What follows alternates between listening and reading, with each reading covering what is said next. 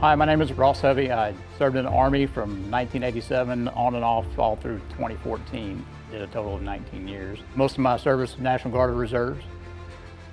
I did one combat tour to Afghanistan as a helicopter pilot with the Army Reserve Unit in Conroe. I was separated from the service for quite some time before I attended a retreat with Operation Red Wings.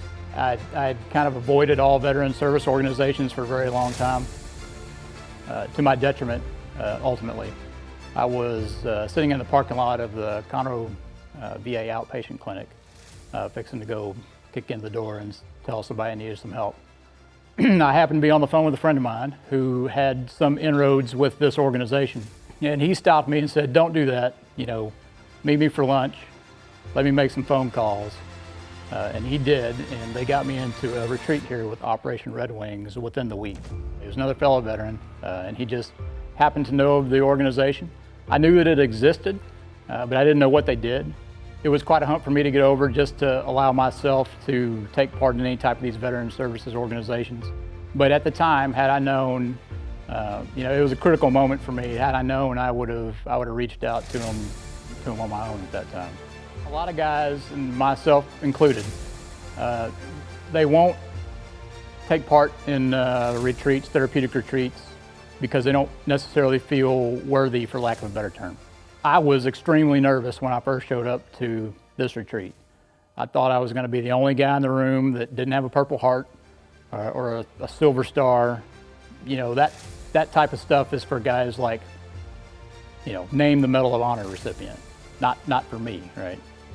I did one tour, I have all my limbs, everything works. You don't have to be a Hollywood hero to need the type of help that you can find at these events.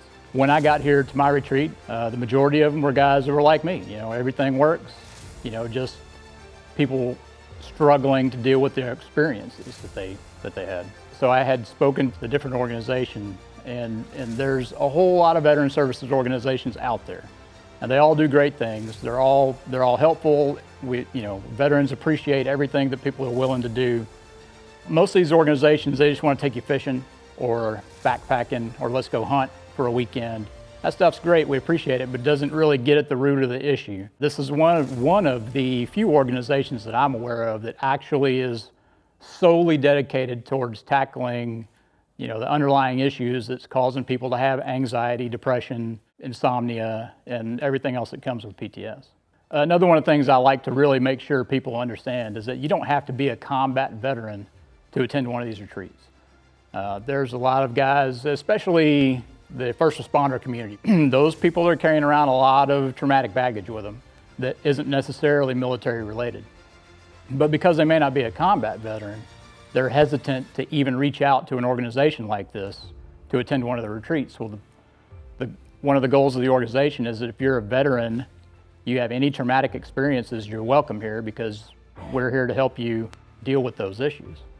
So one of the therapeutics that they use here is ART, which is accelerated resolution therapy. It's an interesting therapy and it's helpful because you don't have to actually verbalize the experience.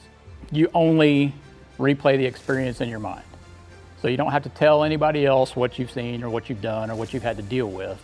And then it's the mechanics between the eyes and the brain that help you to reformulate how you see that event and how you frame that memory.